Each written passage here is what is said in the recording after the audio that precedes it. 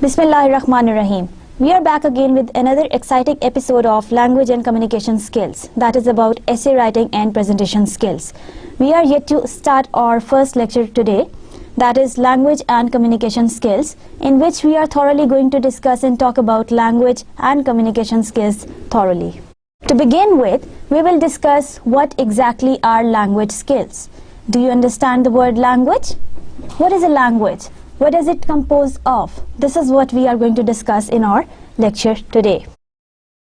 Now, if you see this structure on this slide, it says that the whole structure of language composed of different steps. That's a composition of different things. First of all, if you see on the top, that is phoneme. Phoneme is the smallest sound unit in any language. The word phoneme has been derived from the word sound. So it means that it is the smallest language unit in any language. In other words, in English language, phonemes are the smallest sounds, that is a, ba, g, h, I, and other alphabets, other letters that are pronounced in the single go. The combination of two or more phonemes is known as a morpheme. Morpheme is something that is joined to the word, to the stem word in the form of a prefix or a suffix. Do you understand the word prefix? That comes before the word, and a suffix is something that comes after the word. Now, combination of two or more phonemes is known as a morpheme. Let's take an example. For example, I take the word comfortable. Now, this comfortable, if I add the prefix uncomfortable. Now, this un is a morpheme that has been joined to make that stem word mean different. Now, this morpheme itself doesn't mean anything, but with combination of that very stem word, it became uncomfortable, that I am uneasy, I am not comfortable in the situation. Now, if we add any suffix, let's say go, or I add the suffix ing with it, that will become going. So, if I say ing itself, it doesn't mean anything, but if I am saying going, it means that I am going somewhere or I am heading towards somewhere. So this is how the phonemes combine together to make them morphemes, and morphemes, they add up with the stem words to make them or give them or provide them different meanings. Now, the combination of different morphemes with the stem words make words. Word is something that possesses a meaning. Anything that has or that carries a meaning. Now, that meaning is something that is available in the dictionary, that you can describe something in its terms, right? For example, I say the word chair, this one on which I am sitting right now.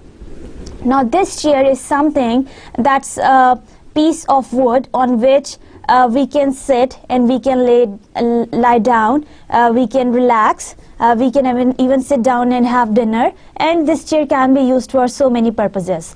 Now, this chair possesses a meaning, and so is other things, like as you are sitting right here and you are listening to me, and all of these words, whatever I am using, they are the dictionary words and they possess a meaning. This is how we define a word. Now, if you see the fourth stage of our language structure, that is a phrase and a clause. Now, words, they combine together to give you a phrase and a clause. Phrase is something that possesses a word or that carries a word. For example, if I say, I am going to the market, right? This is the whole phrase. I am going to the market, or I am going, right? It is telling you about something that is a phrase. But if we talk about a clause, that doesn't carry a verb. A verb is a word that shows an action. In the phrase, we have talked about that I am going. It means that you are doing something. It is showing you an action that you are doing. If I am using it as a clause would say to the market. Now, that's an incomplete thing that is telling you about something. To the market what? Now, there is a friend who is asking another friend who is on his way to the market, and he asks him, where are you going? And he answers him, to the market. Now, that sentence, maybe the answer of the question is clear, but if that is taken in isolation, that won't be clear to you. Clauses are usually, clauses don't exactly carry any verb in them, so they are, you know, unable to understand, or maybe there are situations in which you cannot understand the exact meaning of the clauses. So the phrase, it carries a verb, however a clause, it doesn't carry a verb. Now phrases and clauses, if you see the fifth step of our slide, that is phrases and clauses, they combine together to give you a sentence. Now sentence is something that carries a verb, that is your starting verb and then your closure, right? That is this whole sentence structure. That is the study of the syntax that is there once you are talking about. The study of sentences is known as semantics. So we call the study of syntax or sentences semantics, in other words. Now sentences, either they are long or either they are short. They combine together to give you a paragraph. A paragraph is something that has got a proper beginning, that has got the proper middle, and that has got the proper ending in it. We are discussing all these things because every phoneme, starting from the smallest meaningful unit sound in any language to the larger text and then the broad essays, everything, they possess a meaning or they carry a meaning. That is why we are here to discuss each and every language structure in detail, so that you don't have any confusion once we are in a process of writing essays and we are in a process of developing our presentation skills. Now a paragraph or different paragraphs, 1, 2, 3, or maybe there are more than that, they combine together to give you a longer text. A text can be any article, a text can be any report, a text can be any essay, or it can be anything like that. In today's lecture, we are going to talk about the modes of communication, the language skills that we have in any language, and then exactly we are going to talk about in the next lecture, we will talk about what kind of writing styles that we have in our communication, especially when we talk about English language. So all of these steps, starting from phoneme, morpheme, then word, phrase, clause, sentences, then your paragraphs, and then your text, they combine together because they combine together to have a discourse or maybe a dialogue. Because we communicate in our daily life through maybe smallest sound, oo, ah, and these kind of things, and then we also use words yes, no, good, bad, and all these, and then also we use clauses and phrases, as I have already given you one example, and then we use longer sentences, and then we use sometimes we keep on talking as I am doing right now. So this is how we use all of these language structure things in our language as a discourse or as a dialogue to make sure that the next person or the target audience is able to understand whatever we are talking about. So that was a language graph that I was talking about in this slide. Maybe that is clear to you. I hope that we are going to move with it and you don't have any confusion if I ask you that what is a morpheme and what is a phoneme, or what is a sentence, what is a phrase, or what is a clause, or anything like that. So that was the language structure that we were discussing right now. Now let's talk about the language skills. As you know about the language structure, let's talk about the language skills. There are 4 language skills in our language. The first one is listening, as we were discussing in the previous lecture as well, that we have 4 language skills in our language. The first one is listening, the second one is reading, the third one is speaking, and the fourth one is writing. Now if you see listening and reading, both of them, they are the receptive skills. As you can see in the graph as well, they are the receptive skills because something is coming to you, the information, as I am talking right now, and you are listening. You are listening, so the information is coming to you. You are trying to consume that information and you are trying to absorb that information. You're trying to kind of, digest it. So this is how you are receiving the information, every kind of information that I am telling you or I am sharing with you. So you are listening, and maybe you are reading from the slides too. So both of them, speaking and reading, they become the receptive skills because the information is being shared in them.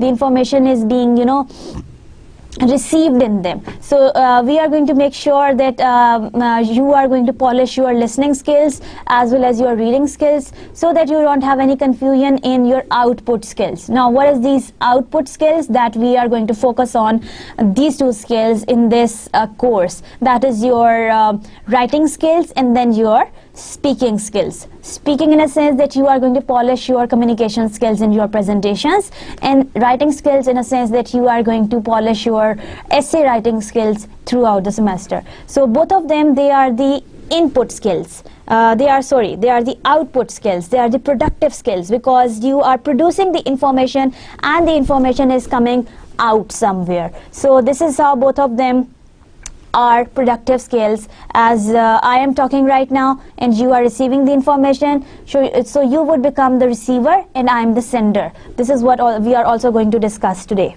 Alright, as you can see in the graph is taken from the English Club. As you can see, there is a listener and then there is a reader. Both of them, they are the receivers, but they are receiving the information, so their information becomes the input information. And on the other hand, if you see speaking and writing, now speaking and writing have something to do with output skills, something to do with the productive skills. So you are producing the information and the information is going somewhere, so you become automatically the sender of the information, and once you are listening and once you are reading, you become the receiver of the information. Now let's check the communication frequency.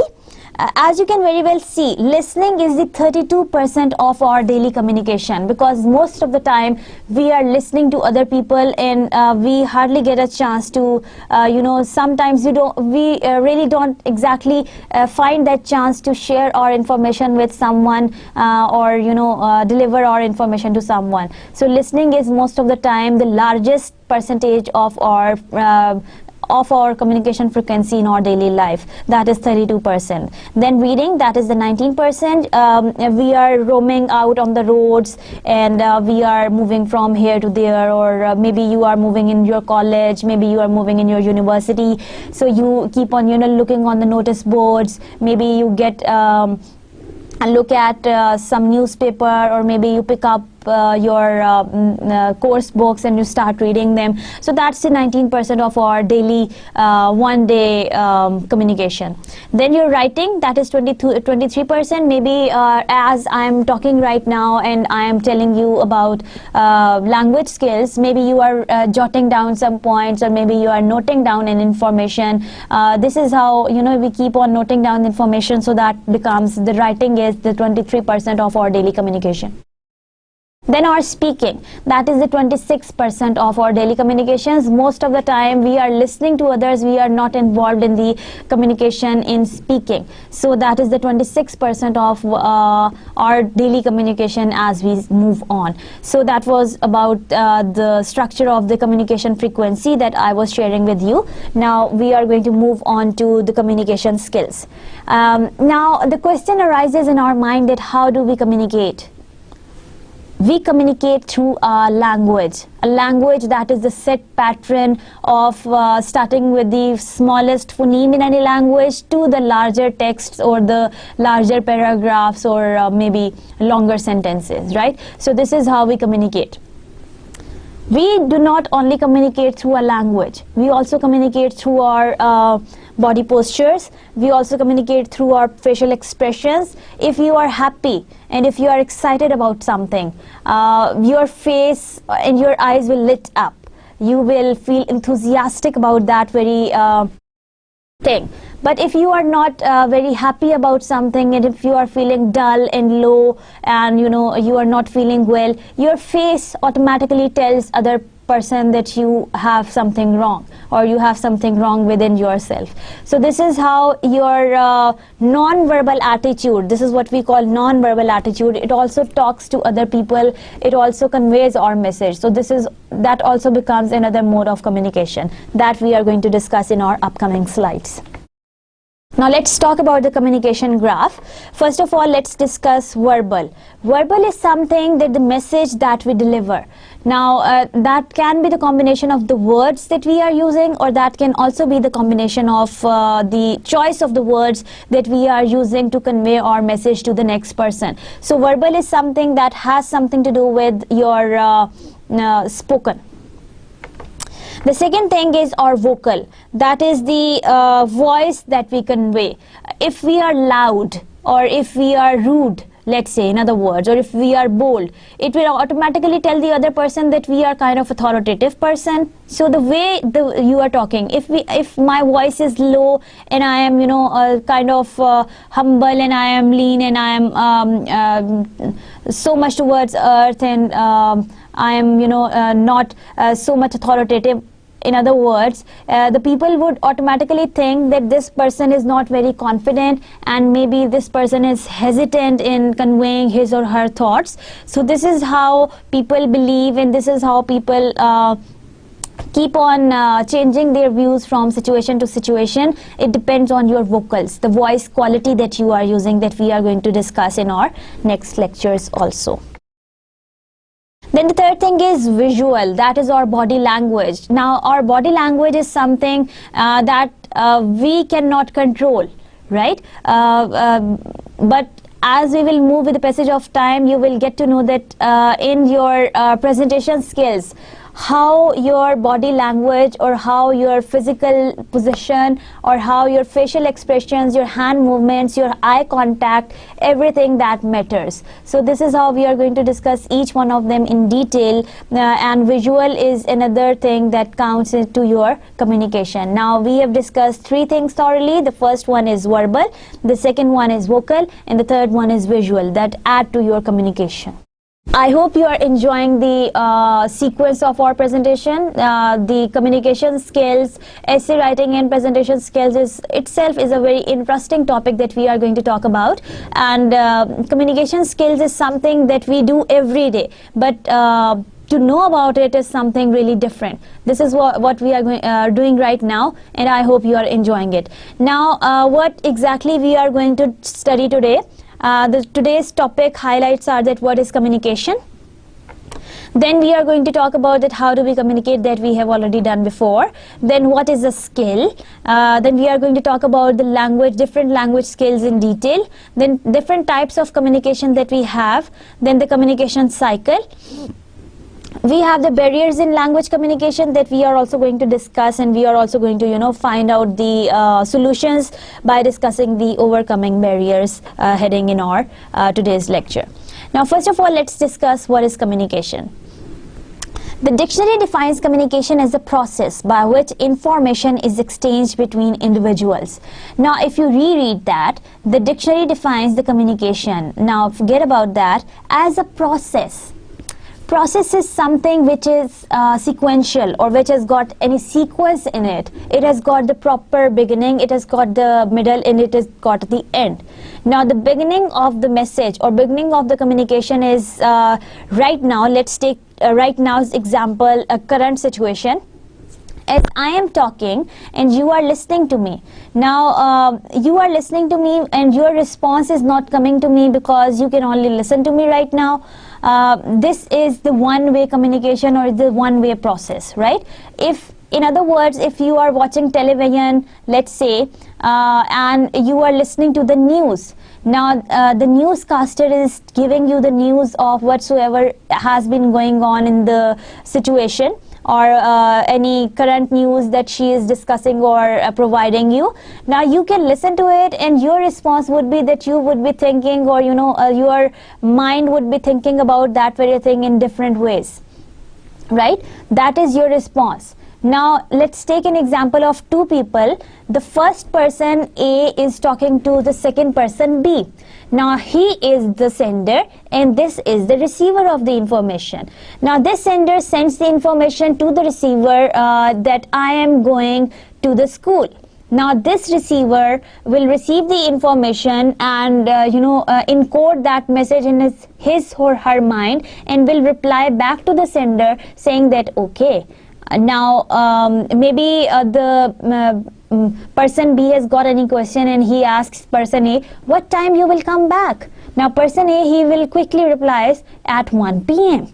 So this sending information and then receiving the information, then sending information and then receiving the information has something to do with the communication cycle. So it becomes a process. Communication is a process that goes on and on and on and on.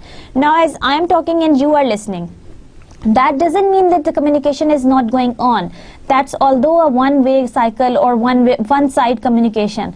But as you are listening to me, maybe you are taking down notes, or maybe you are listening to me very carefully, or maybe you are trying to grasp the information, every single word that I am saying.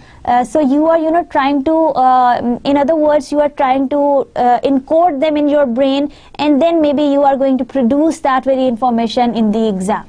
Or maybe you are going to rewrite that information in your own words. So this will become a cycle in which I am sending the information and you are jotting down the information. In other words, that you are trying to make sure that you have absorbed every single word that I am saying. So this is how it becomes a process. So communication is a process by which information is exchanged. Now, as I've said, that the sender sends information to the receiver, so the information is being exchanged between the two individuals differently.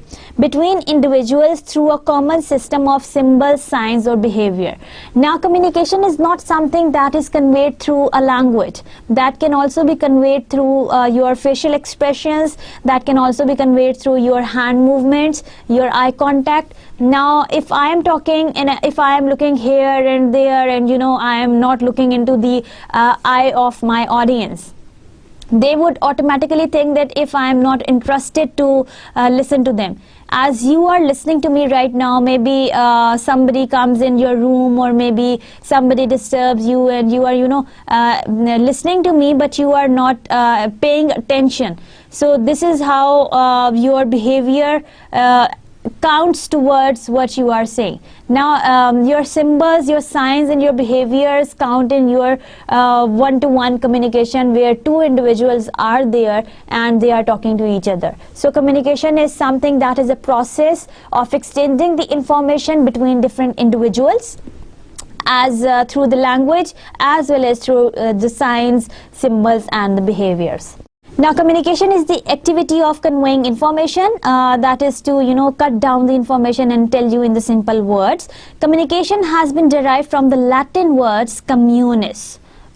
Say the word communis. Communis means to share. That is to share the information that you have. Now, communication has been derived from the Latin word, as you can see, and it means to share. So it itself, the word carries the meaning of sharing something with other people, so that you don't have any confusion or you don't lack any kind of distance between the two individuals. Communication requires a sender. As I said, this is person A. A message, any information that you are going to share with the next person, and an intended recipient, that you are currently listening to me, so you are my intended recipient right now. So I hope you are enjoying the communication cycle, the communication process and the communication definition. Now let's talk about what is a skill. Do you understand the word skill? Skill is an ability. As you can see the definition of a skill, skill is defined as a learned power. Now, skill is not something that is within you or that is there within you once you are talking about the language communication. Skill is defined as a learned power. You learn it and you try to grasp every information that is there with the passage of time, of doing something competently. Now you have an inborn or innate ability of doing something and you want to polish that. Maybe I was in my childhood I was good at drawing different pictures and drawing different things. I got admission in let's say a fine arts class and I tried to polish my drawing skills. Now I had something within me in my childhood that was my innate or inborn quality, that was maybe inherited or maybe I was that was God gifted. That wasn't a skill, But as I took admission in the fine arts class and my teacher told me the different ways of drawing and different mediums of painting, let's say water painting, pastel paints, oil paints and other paints like that. So this is how I learned different things, and it became my learned ability, and it became my skill. And I, with the passage of time, as I kept on drawing different pictures in different mediums, maybe in oil, maybe in water, maybe in pastel, I became a very good painter. So I was then competent enough of drawing different things. Now this is how you define a skill. That is not inborn or innate. That is something that you learn with the passage of time. It is a developed aptitude or ability. Now that is something that is developed with the passage of time, or that is instructed to you with the passage of time. Now essay writing skills and presentation skills are not something that you know already. Maybe you know some writing skills, right? You know how to write different paragraphs, and you also know how to write longer text, or maybe you know how to write an article, but maybe you are not good at essay writing. So as we will move on in the semester, I will tell you the different ways of essay writing. We will keep on practicing different essays, and one day you will become a very good essay writer. And so is the case with our presentation skills. As we will move on, all of us can talk, all of us can speak, but the fear of the stage is always there. So we are going to make sure that you are not going to hesitate once you are going to deliver any presentation in front of any audience that you don't know of. Communication is of two types. The first one is your verbal communication, that is in the forms of the words, in the forms of the voice modulation. As we had been talking about, the words is your verbal unit. That has something to do with the choice of the words that you are using to convey your information or to convey your message. On the other hand, you have the voice modulation. That has something to do with your voice quality, your pitch, your tone. Everything is added in your voice modulation. Now if you are loud enough, people would think that you are aggressive, and if you are dull and if you are low, people would think that you are so submissive and you don't have any command over or you are unable to provide the information that is there. So once you are in a process of presenting, once we will learn how to present, make sure that you are confident, you look loud, not in the aggressive terms, but you look loud as you know every information that you are going to share with the audience. Then we will talk about the non-verbal communication. That is the second type of your communication. That has something to do with your posture, the way you stand during the presentation, and then your movement. You don't have to stand at one place like this. You have to keep on moving. Now moving doesn't have to do with moving from the first corner to the other. That is going to not help you keep or not deliver a good presentation. You have to move in a way that you are visible to each and every audience that is there, each and every person in the room, so that you are going to make yourself visible to them, as well as make sure that you can see or you can have a visit of each one of them eye to eye.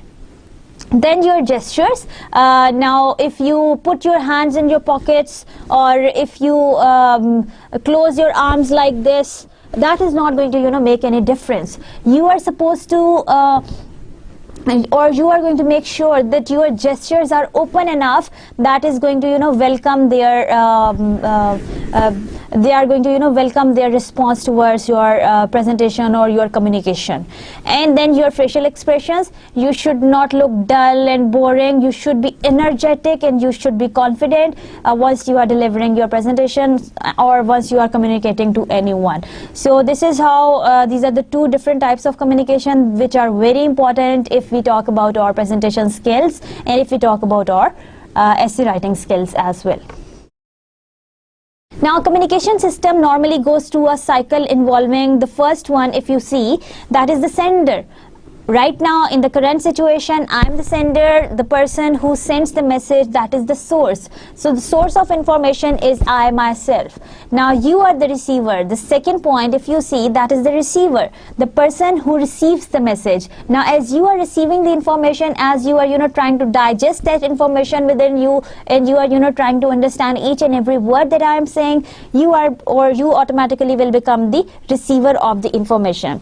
The third one is the message. Now I am sending you the message, that is the information, the subject matter of the communication. Currently we are talking about that what is communication and what are the language skills. It may contain facts, ideas, feelings and thoughts. Now this is in the current situation, that is a very kind of academic situation where we are talking about the bookish things. In the normal day or in the daily conversation, you talk to your mother, you talk to your father, you talk to your sisters, you talk to your brothers, friends, family or anyone. You go to the shop, you talk to the shopkeepers. Now this is the cycle that is based on your requirements, that is based on your facts, emotions, feelings. You tell your mother that I am hungry, you tell your sister that I am angry, and so on and so forth. So this is how facts are there, ideas are there, and everything is there. Now if you see the fourth thing, that is the channel. Now the channel that we use for communication, that can be verbal in the form of the words that we are using as we are communicating, and we are taking help of our words, the words in the language, and then the non-verbal communication, the facial expressions. Maybe you meet your friend and he doesn't talk to you and he has made a face, a very bad face, so you would automatically understand that maybe he is not in a good mood to talk to you, or maybe he is angry. And the feedback, receiver's response or reaction or reply. Now as you are listening to me, you have your response, you have your reply, you have your response maybe in the form of maybe you are nodding your head, or maybe you are jotting down the information on your writing pad. This is your response and this is your reaction towards our cycle, towards my communication. So that will complete our cycle, because you are providing the feedback in the form of a written material, which is directly towards the sender. Now as this is the one-way communication, if you were sitting in front of me physically, you would be able to maybe you had any question and you could ask me at this very time. But as you are not as we are not talking face to face, and we are good camera friends, so we are going to make sure that this communication doesn't end up like this. We will make sure that every query or every question that you have is I am here to give you all answers, and I am here to satisfy all your queries right now. Okay, now see the communication cycle. The sender, he encodes, he or she, whosoever they are, they encode the message in their brain, and that is sent through a proper channel. Now channel is something that can be verbal or that can be non-verbal. This is up to you. And then the message is being decoded in the receiver's brain, and the receiver then he replies back to the sender, and then the communication cycle completes. So this is how the communication cycle or the communication model looks like. Now if you see step number 1, as we have discussed already, number 1 is your sender, the one who is the source of the information, or the one who is sending the information. Sender sends message, and the message can be in the form of words, the message can be verbal, message can be non-verbal. Now the message is sent through a channel that can be verbal, or that can be visual, or that can be vocal. Then receiver receives the information and he tries to decode that information in his brain, and then receiver sends feedback to the sender in the form of maybe word, maybe through non-verbal behavior, or maybe through the verbal behavior. Now if you see in the whole communication cycle that we have, which starts with sender, message, channel, receiver, and then our feedback, If you see in the middle, we have written that there is a noise and there are barriers. Now, if we are standing in the middle of the market and we are trying to, talk to each other, maybe one of your friends has crossed the road towards the other end, and you are standing on the other side of the road, and you are trying to, communicate to one another. Maybe you have forgotten your mobile phone with him, and you are, trying to get it back, and you are shouting from one corner to the other. Maybe you are sitting in a room, and maybe there is a kind of a distortion, people coming in and people going outside, and there are other so many barriers that are there once you talk about the communication cycle. So communication doesn't come in blank. That is not that the receiver is going to get the each and every word in a very quiet situation where he wants to get it. There can be different barriers once we talk about the communication cycle, and as we move on, we will talk about them in detail. Now, if you see this structure, we are going to discuss it thoroughly. The first point says that message is being sent by the sender in the form of the gesture, maybe in the form of a drawing, maybe a facial expression, spoken or written. Anything that is there, the message is being sent. Second thing is the message enters in the sensory world of the receiver. Now, the receiver receives that message through or his or her all senses. All senses are your sense of sight, your sense of smell, sense of taste, sense of hearing, and sense of touch. So all these 5 senses are involved in your communication. Then your third thing is stimuli, which picks up the message. Now stimuli, it varies from person to person. It depends on person's abilities, it depends on person's cultural background, it depends on the current situation of the person. Maybe you are drowsy, you just woke up, maybe you are dizzy, maybe you are daydreaming, someone is talking about something and you are daydreaming and you are thinking about something else, or you are not alert. So these kind of situations, once you pick up the information, they matter to your response towards the sender. The outside noises, maybe there are noises coming from outside and they are distracting you and they are disturbing your communication. Then your facial expressions, maybe you are talking to someone and you don't have a good eye contact with them, they would think that you are not interested in the communication. Then double and dual meanings that we are going to talk about in our next coming slides. That has something to do with the connotations and denotations that we will discuss thoroughly. Then the filtering process, that is the brain. Now as the information has come, or the stimuli has received the information, the filtering process in the brain will begin. That will be through the contents and experiences and the knowledge and the emotions and the cultural background that you have. It depends on your cultural background, your knowledge background, your emotions, your feelings, your experiences, and everything that you know of. You filter that message according to your background information that you have, whatsoever scenario you are coming from. Then you respond to the message through words, gestures, or physical actions. Maybe if your answer is no, you simply nod your head like this. And if your answer is yes, you say. So this is some kind of physical actions.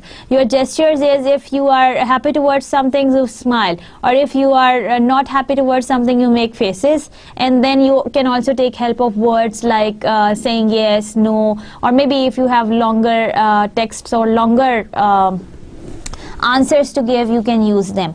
And then the cycle is repeated. The sender sends message to the receiver. That is through the message is being sent through a proper channel, and the receiver, he decodes the message in his brain, and then he sends back the message, that is the feedback to the sender, and the cycle, it goes on and on and on. This is how communication cycle works. Now if you see another picture, the first person had an idea and he is encoding that idea in his brain. There are some internal noises. He is using his background information, that which information he is supposed to send to the sender, and which information that he is going receiver, and then which information that he is going to keep it to himself. Then message is transmitted through external noises, whatsoever is in the environment is, and then the message is received by the receiver, and he is decoding that message through internal and semantic noises. And now sentence structure, it also varies, and people take different meanings of different words and different sentences, and then the message is being decoded in your brain, as you can see in the picture as well. Now, important things that are supposed to be kept in mind once you are communicating to different people, that be calm and collected all the time. So once you are talking or once you are sending your information to someone, you are going to make sure that you are going to stay calm and collected all the time. Now, collected means that you are not going to shatter. You are not going to get confused. You are not going to forget the words that you want to use in your communication, and you are going to, stay relaxed while you are talking to someone. Be loud enough to be easily heard. Now, we will also discuss these points in your presentation skills, during your presentation skills, that how you are supposed to be calm and collected all the times, and how you are supposed to be loud enough to be heard to the lastest person in the room. How this happens, maybe the fear of the presentation is always there. The fear of the unknown stage or the unknown people is always there. But how we are going to make sure that you are going to be loud and to be easily heard, this is what we are going to practice in this semester. Use words with accurate diction and correct pronunciation. Now, before you move on to some communication, make sure that you keep on polishing your language skills. Now, let's. I will share a link with you, that is forvo.com. Forvo, forvo.com.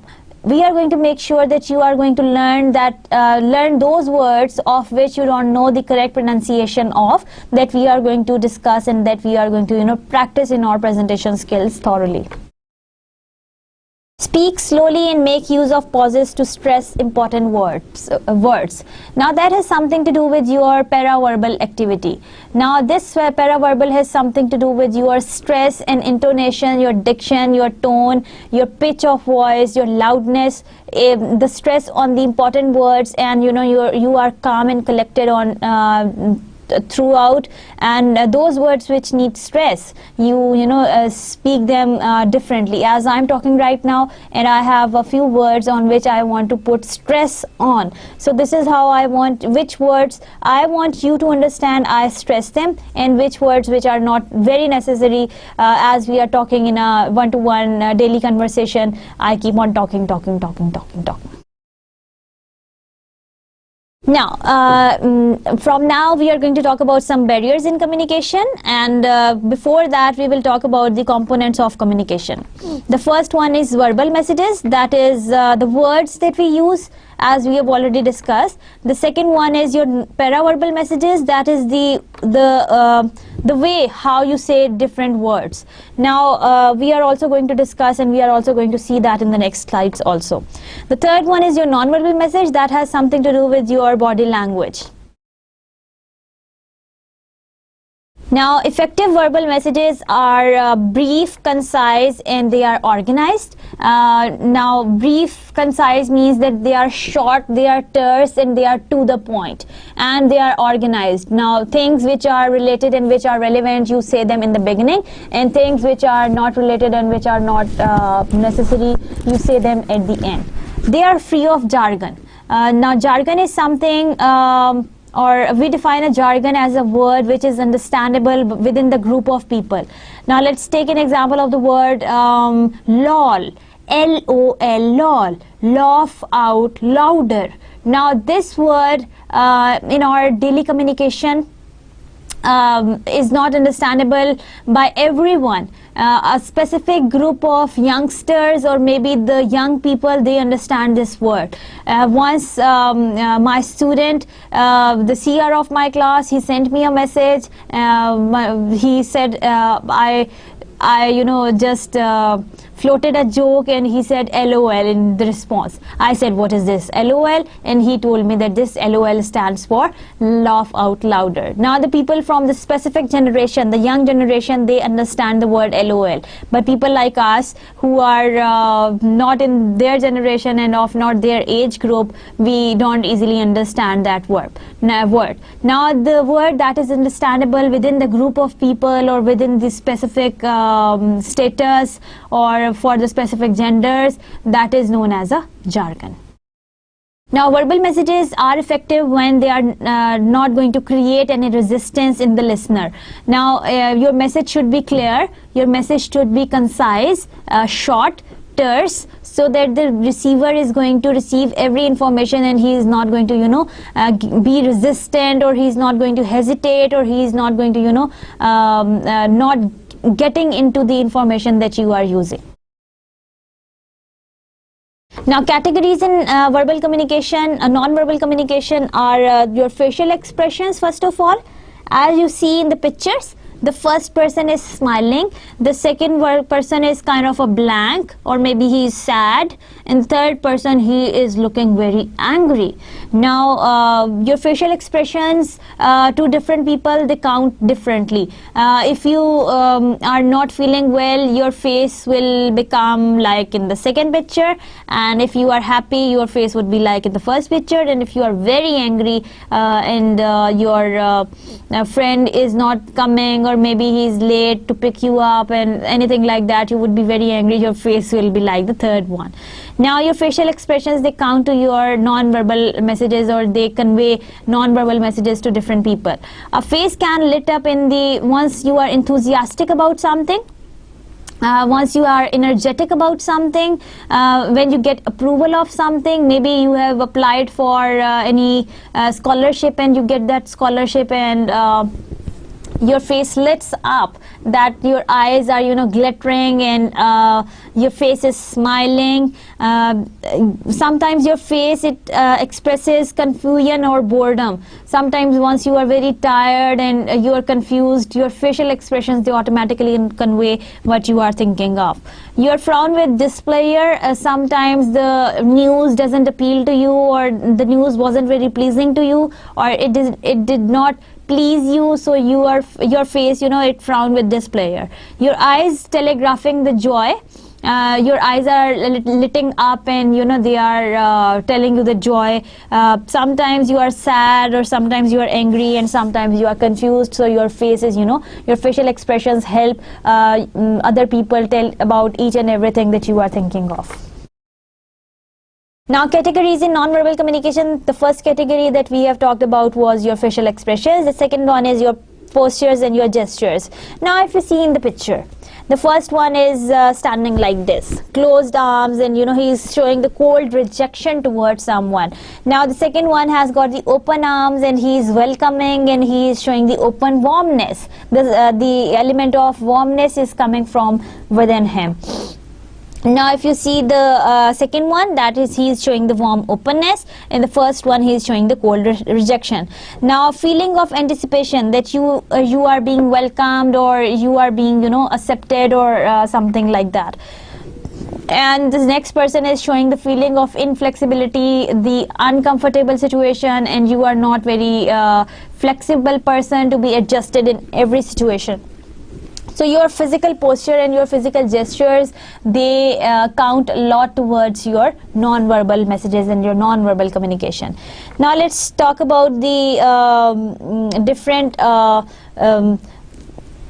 kind of accounts of non-verbal messages. That 55% of our perceived messages have our non-verbal communication. So out of 100, that is 45% is our verbal communication, and as we are talking, our 55% percentage is involved in our communication, that is of our non-verbal communication. They are conveyed through our facial expressions as well as our postures and gestures. So this is what we are supposed to keep in mind while we are going to study our presentation skills.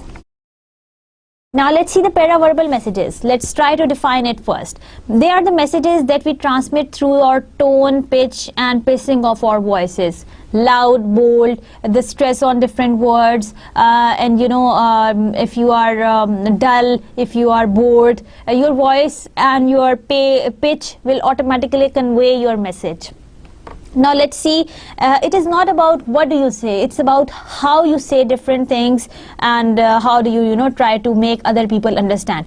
Now if you see the example, let me make sure that you are going to get it differently in different ways. Now check out the way I'm saying it, as I am putting my pitch of voice, my stress and my pace of voice in different ways. Now I'm going to stress on the words which are in the caps, which are bold, highlighted, and then you are going to listen to it differently. I'm talking about the first one. I didn't say you were stupid. Now my stress was on the word say. So the stress, when it comes to the say, it automatically changes the mode of the communication. Then in the second sentence, I didn't say you were stupid. So my stress on the word you made other people understand that that wasn't about them. I didn't say you were stupid. So stupid, the word stupid can be replaced in the mind of the receiver in a different way. Now let me say these three different sentences in a one go. I didn't say you were stupid. I didn't say you were stupid. I didn't say you were stupid. So this is how, or way that we are saying different things, or how we are going to put our stress on different words, vary from situation to situation, and they become the paraverbal messages. This is all about how you say things. So the collection of the words counts. Your body gestures, your hand movements, your facial expressions, they also count. But yes, your non-verbal behavior, they also count towards your communication cycle. Your verbal messages can be depicted, or can be conveyed through paraphrasing, reflecting feelings, summarizing and questioning. Now if we talk about the first one, that is paraphrasing, a brief concise statement reflecting the content of the speaker's message. Now speaker is, or the sender is sending the message to the receiver. Now receiver, he is paraphrasing back each and everything to the speaker. In other words, he is trying to tell him whatever he has said in a concise version, maybe a concise statement, a short statement, or a summary of whatsoever the speaker has said, to make sure that whatsoever he has heard, the second person has heard, was right. The second thing is reflecting feeling, a statement in a way that conveys understanding of the feeling that the listener has heard. Now the sender was sending the message to the receiver, and receiver, he received the information. Now he is reflecting feeling. Maybe he is nodding his head, maybe he is smiling, maybe he is there is a sense of approval in the eyes of that very receiver. So that is the reflection of the feeling that you are sending to the receiver, to make sure that let him make sure that whatsoever he has said has been understood by number B. Summarizing, a statement of the main ideas and feelings to show understanding. So you summarize the content of the speaker, in other words, to make sure that whatsoever you have understood was right or correct. Questioning, asking open questions to gain information, encourage the speaker to tell her story and gain clarification. Now speaker was telling you about something, and you are the receiver, he is continuously, or he keeps on asking questions to make things clear for him, or to make sure that whatever he has heard in the questioning form, that whatsoever he has heard was right. Now let's move on to the next slide, and let's talk about what is a barrier. Now let's try to explain the word barrier. What is a barrier?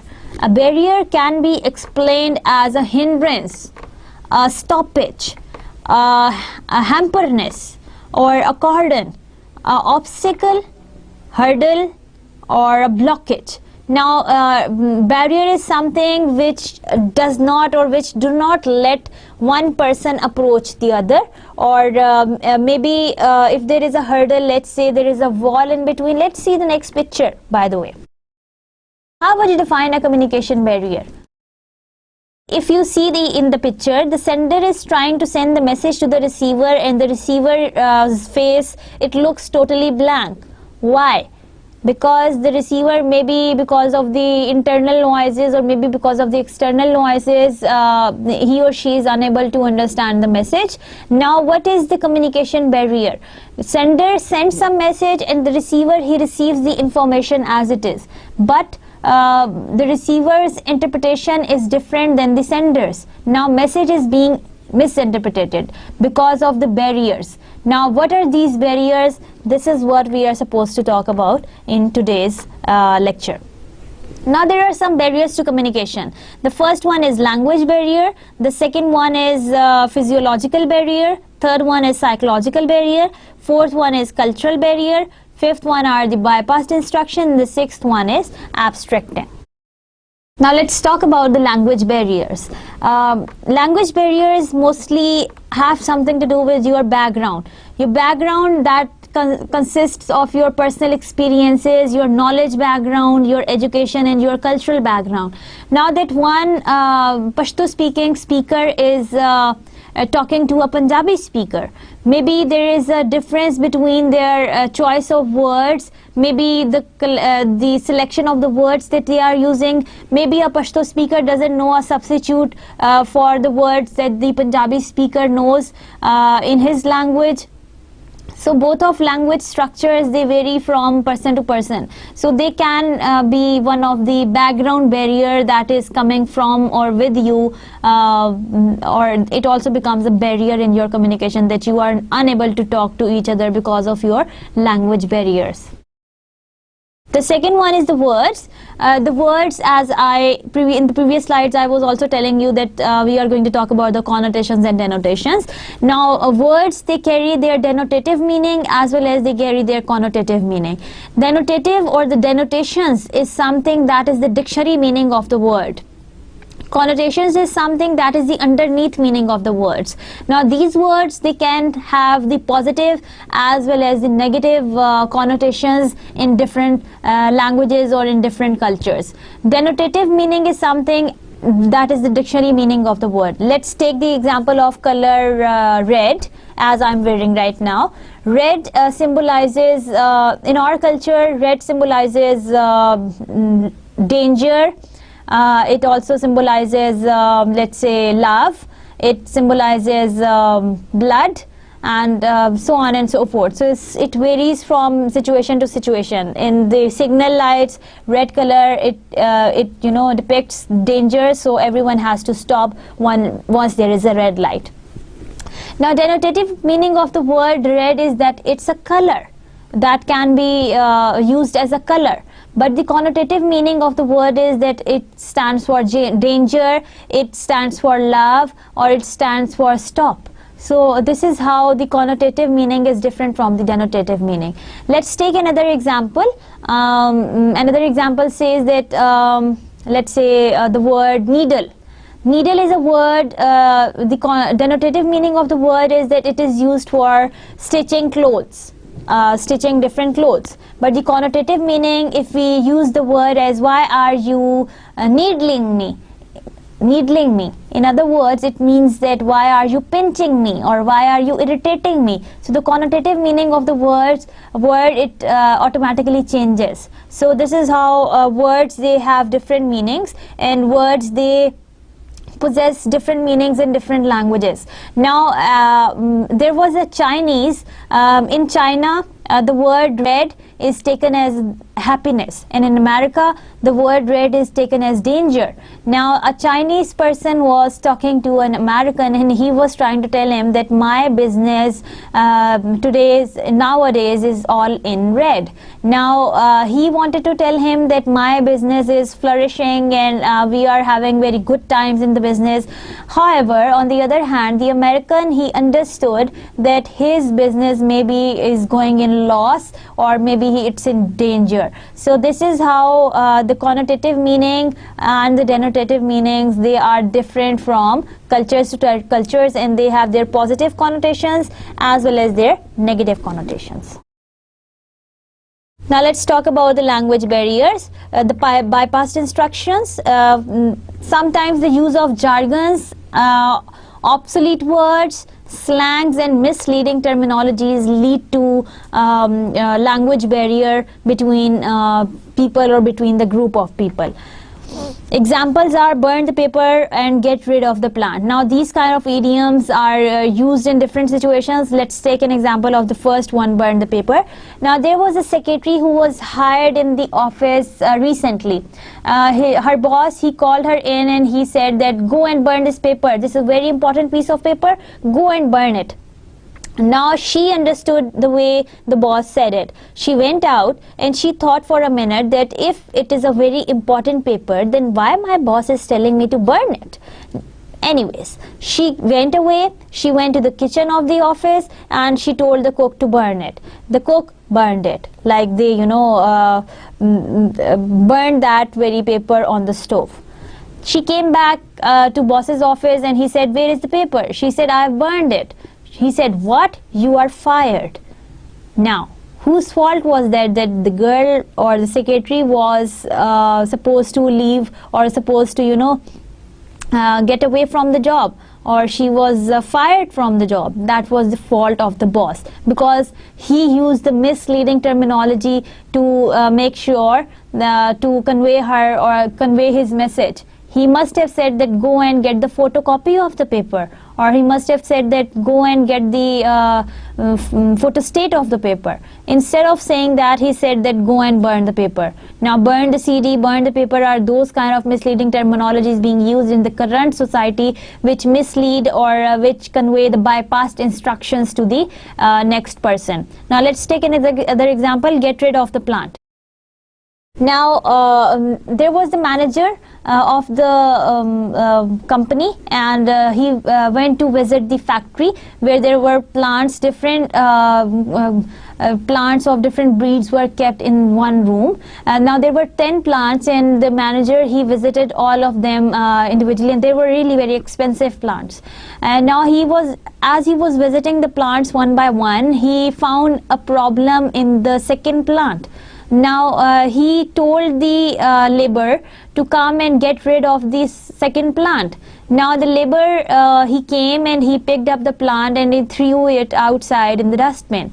Now when the manager, he called the labor that has he gotten rid of the plant? The manager, he replied that, the labor, he replied that yes sir, I have replaced the plant with a new one. The manager, he said that I told you to get rid of the problem in the plant, not with the plant. So the fault was of the managers, because he did not provide the complete information to the labor. Now labor had to, labor was fired from the job, and he had to, suffer because of the manager, because he did not convey his message completely. Now there is an Urdu verb, jiski lathi uski bhains. Now this Urdu verb is the correct explanation of whatsoever I am telling you right now, that the people sitting on the higher positions, they have got this courage of firing or hiring the people sitting in the lower grades, or maybe working in on the assistant level, or maybe working in the lower skills. So this is how the bypass instructions sometimes have to create a language barrier in our communication. Now let's talk about the language barriers. Abstracting, they focus on the few things and omit others. For example, short summary, abstracting is something that is a short summary of something that can be positive or negative. Now journalism, let's take an example of journalism. There is one information that is factual, where no abstracting is required, or where you don't have to summarize each and everything. However, there is one information that is non-factual information, which is not based on facts. Sometimes this is also known as JLO journalism, where journalists, they provide the chatpati news in their writing, where people can be interested to listen to their news or read their news carefully. So they can mislead the people from factual to non-factual. So these kind of language barriers are also there. You listen to that was something else which has happened, and with the mirch masala it became something else. So this kind of non-factual information should be avoided once you talk about the language, overcoming language barriers. Physiological barriers are those barriers which are in your physical surroundings or in your physical environment. That is the context, that is the situation, that is the current situation which you are sitting in. Sometimes you receive some kind of barriers in your current situation because of some physical environment barriers, maybe as we are talking in, maybe if there is no light and it's really very hot and humid weather, so we won't be very comfortable while talking to each other because we must be, you know, very much exhausted with the weather that we have had. Then the dull voice, maybe as I'm talking and I become very dull, I talk in a very low voice, so you won't be able to do. So the dull voice has to be overcome, and it also becomes the physiological barrier. Then too many others talking in the room at the same time. Maybe there is a class going on and the teacher is trying to, you know, tell or convey the information or tell about any topic, and the students, they are talking and they come up with the questions, and all of them they start talking at one time. So it creates a problem for the teacher to understand which one student to listen to and which one query to solve first and which one to not, and you know, it creates physiological barrier in our communication. Then our outside noises, maybe there is a noise coming from outside the door, and you are unable to, you know, pay attention to the person whom you are listening to. Your interpretations, maybe you interruptions, maybe you are being interrupted by someone or you are being disturbed by someone while you are talking, as I am talking, or maybe if somebody disturbs me, so I have to, you know, start my thoughts from the first point again, because the thoughts, they keep on coming in our mind, and sometimes you forget what you were about to say next once you are being interrupted by someone. It happens to everyone. There is no big deal in that. Then visual distraction, maybe you are two of the friends, they are talking and you see some visual distraction, like something goes on, a fight between guys, or maybe there are smart girls coming in the room, and you know, you get distracted whatever you are saying. Then there are interesting people around, those people who are of your interest, you are continuously looking at them and you are unable to pay any attention to whatsoever your friend is talking to you. Then the proper light issue, sometimes you don't have proper light, maybe mostly people, they don't like dark rooms, so if there is no proper light, you would be unable to listen to the next person. Then music, if there is music in the background, very loud music in the background, you won't be able to, you know, listen to each other carefully. Then talking loud, maybe if you are talking too loud enough to be understood by the next person, he would be, you know, sometimes the next person maybe is a submissive kind of a person, though, so they are, you know, afraid of your high voice, your loud voice, and they are unable to, you know, pay attention to whatever you are saying. Then different sounds in the environment, they also create physiological barriers once we are trying to, you know, talk to each other. Then the second thing is the physical conditions. In your physiological barriers, your physical conditions, now that has something to do with your physical conditions.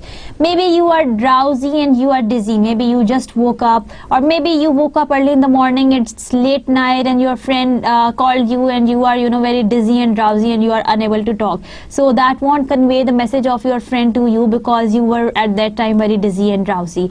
Air conditioning, a lot of air conditioning or the cold rooms make you sometimes shiver, and with the coldness you are unable to talk or deliver your message, and sometimes you are unable to listen carefully. Hot, stuffy in the cold room, so the environment, the physical environment, it costs you your body temperature. If it's the body temperature is very hot and the room is very stuffy, you won't be able to pay attention to the sender of the message, and so this is how it becomes another physiological barrier. Then sometimes daydreaming daydreaming something on mind. Maybe you are already preoccupied with something in your mind and you are thinking about something else, and somebody comes in and he tells you something to do, but you were so much occupied with the work that you, with the thought that you had in your mind, that you could not listen to that person carefully. Then sometimes when you are starving, or once you are hungry, or sometimes when you have had the overeating, you cannot concentrate on the message that the next person is saying. Sometimes you have health problems, flu, cough, temperature, these kind of things, they also add to your physiological barriers. Sometimes you are exhausted or starving in these kind of situations which have something to do with your physical condition. They count to your barrier in communication. Now, psychological barriers. Psychology is something that is about your mind, that is about your brain. So if your mind is not working well, or if your mind is not ready to listen to the next person, you won't be able to understand their message, and that will also become another communication barrier in your language. Now, mind is the psychology of mind, it works differently. Now, social status. Now, the lower class, they keep, or they like talking to the people of their own class. Middle class, they are comfortable in their own class. In the high upper class, they only talk to the high upper class. So this is how the social status is like.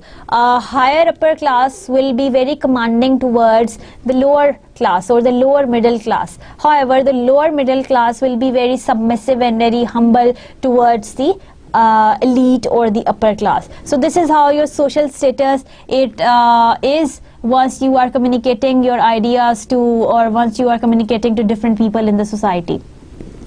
Then less educated people, or we usually think of those people who cannot talk English or who cannot speak English, that these are dumb and goof and they are less educated, and we don't think anything of them because that's kind of a set pattern, or let's say that's kind of a psychology, that if that person cannot talk English, that person is not educated, or that person is not smart enough to communicate to the others. So English has become a requirement in today's world.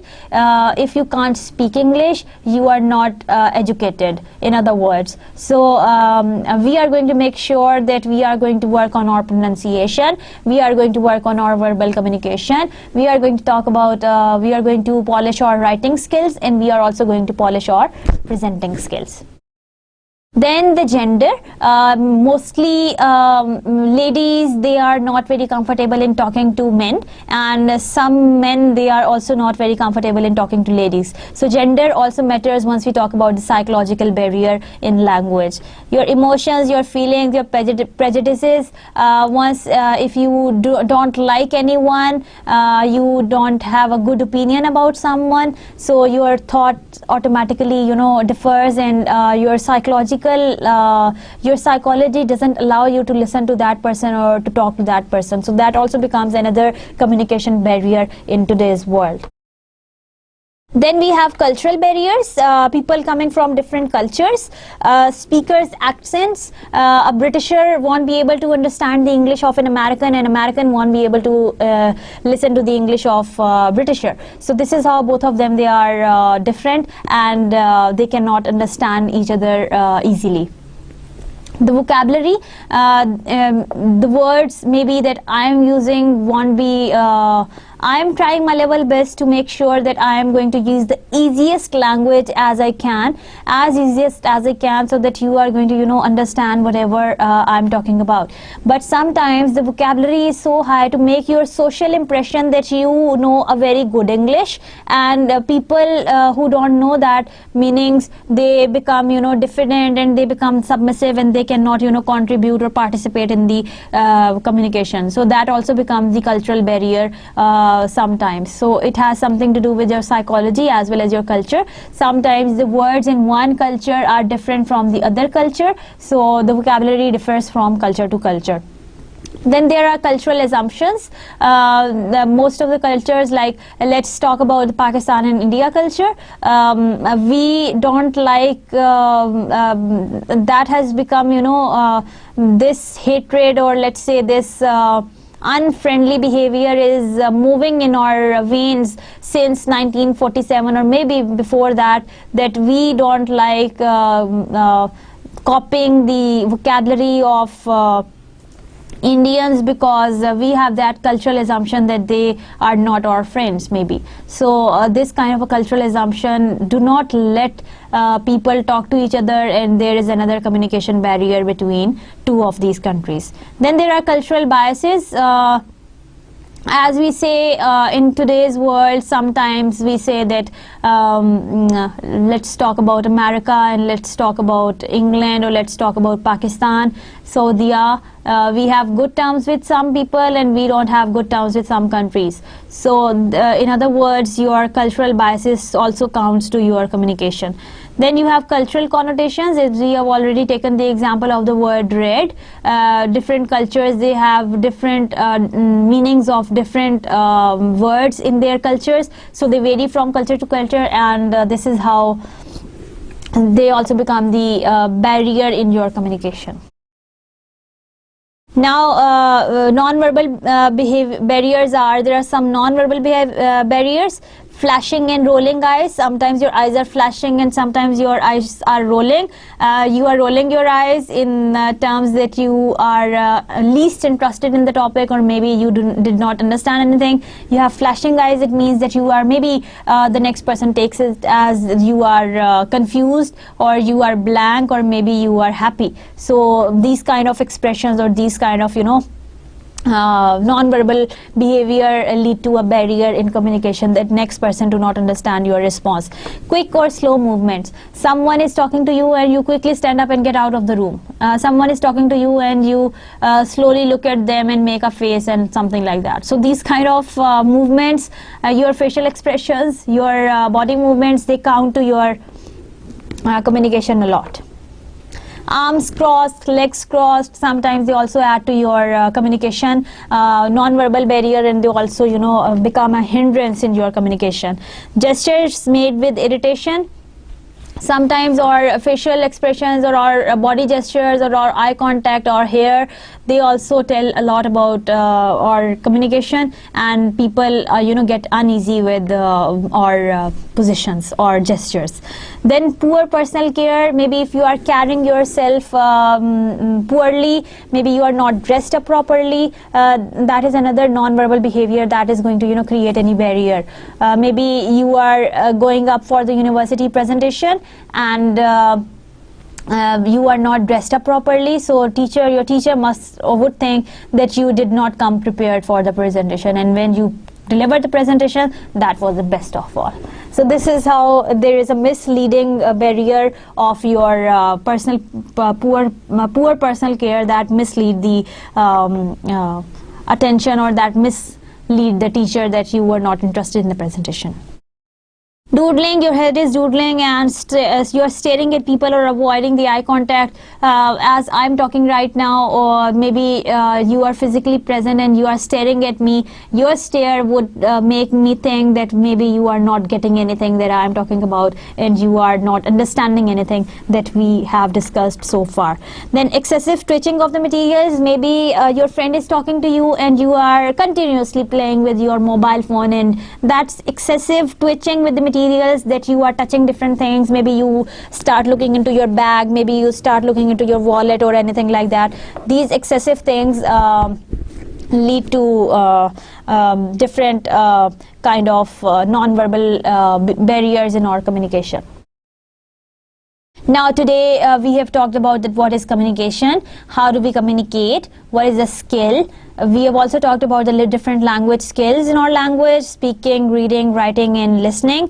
Then we have talked about the types of communication, that is verbal, non-verbal and paraverbal. Then we have also discussed the communication cycle that starts with the sender. Sender sends the message is being sent through a proper channel to the receiver, and receivers, he replies back or he sends his feedback. Then we have talked about the barriers in language communication, that were the language barriers that we have talked about. Then we have also talked about the physiological barriers, psychological barriers and cultural barriers. Then we have also discussed that how we can overcome our barriers in spoken as well as written communication. That is going to help you communicate in a very interesting way during your essay writing skills as well as your presentation skills. Now you can see the references in this slide. So that was all about today. I hope you have enjoyed learning about communication skills. You have learned about verbal, non-verbal communication and the paraverbal communication in our communication. You have also learned about the communication cycle, the one-side communication and the two-side communication, and so on and so forth. So I hope that was interesting and new information for you that I have shared so far. In the next lecture, we are going to talk about the different writing styles in our language, as we are going to begin our essay writing skills. So I'm going to make sure that we start up with the writing skill, and you get to know that how to properly write sentences. As we move on in our next lectures, we will get to know that how to write longer paragraphs and then essays, longer text, and then you become a good presenter altogether. So that was all about it. Thank you so much and have a very nice day. Thank you.